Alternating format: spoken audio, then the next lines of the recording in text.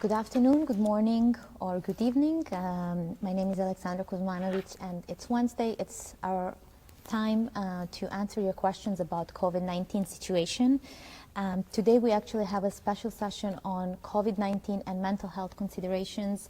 And given the high interest in this subject and questions that you are sending us quite often, I'm pleased to be joined by our Director for Mental Health and Substance Abuse Department, Deborah Kestel. Hello. Hello, Deborah. Thank you for finding the time to be with us. Sure. We had similar session last summer, but pandemic is ongoing, and we are feeling more and more of a fatigue, and everyone has been affected in different ways, including our mental health with this pandemic. But can you maybe elaborate to start with, before we start receiving questions from our viewers, on what have been the major impacts of the pandemic on people's mental health? Thank you, Alex, and thank you for this opportunity and the interest on this topic. We have been discussing for a while about the anxiety that the current situation has been creating for a long while already now. The emotional in general impact that could be translated into a more stress or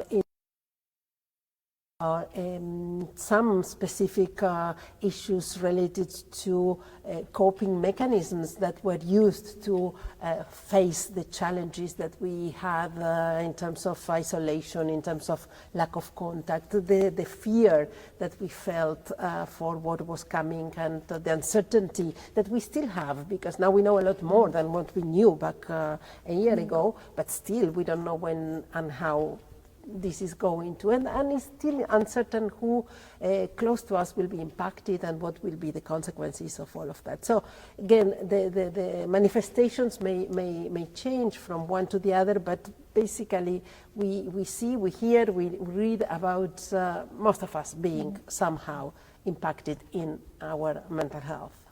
Thank you, Deborah. And do we know, maybe from previous global crisis or emergency situations, which populations are the most affected? Is it children? Is it young adults, elderly? In this situation in particular, for long, older people had to stay at home and no have contact with other people, so it may be additional anxiety or stress. So do we have any learnings from before that we are seeing now? The learnings from previous experiences are maybe not so easy to translate into this one, because this has been particular, but you named children, you named adolescents, you named older adults. I'm afraid that maybe nobody has been excluded from this, because children and young adolescent kids not going to school, or the challenges of the schooling at home, for example, parents also taking care of that, women frequently doing a number of jobs at more jobs than what we used to at once, but also older adults, as you said, people being isolated. My mother, 83 years, has been out only to go to a medical appointment, otherwise is locked at home and on her own most of the time, just to bring it to the personal aspect. But so it is a bit everybody that has been affected.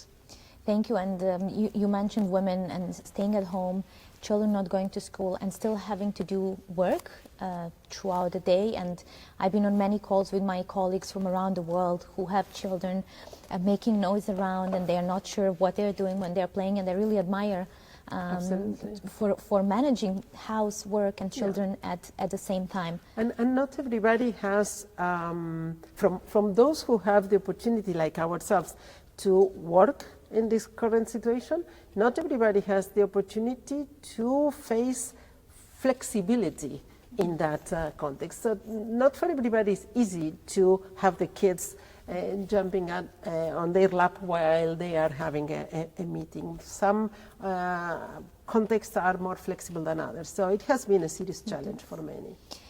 Thank you, Deborah. I would just remind our viewers that they can ask questions if they're watching us on Twitter by using the hashtag AskWHO. If you're watching us on Facebook, LinkedIn, or YouTube, as usual, you can ask questions through the comment section.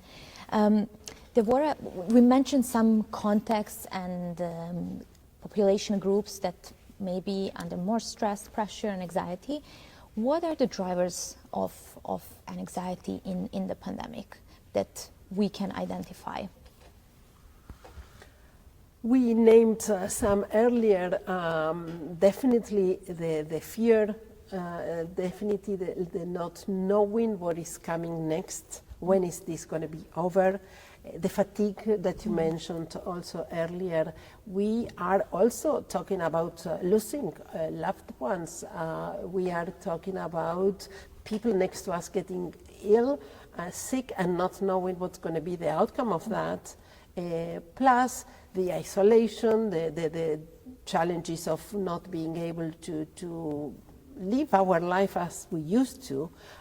Each one of those facts will have an impact on our anxiety and how do we manage it. And of course, as everything, I mean, we have witnessed that the pandemic does not distinction in terms of groups of population that is affecting, and the same is valid for mental health. But at the end of the day, you may have less or more resources to cope with those challenges, right? So depending again on what is the background, what is the context you are in, how well or not so well you will manage that anxiety.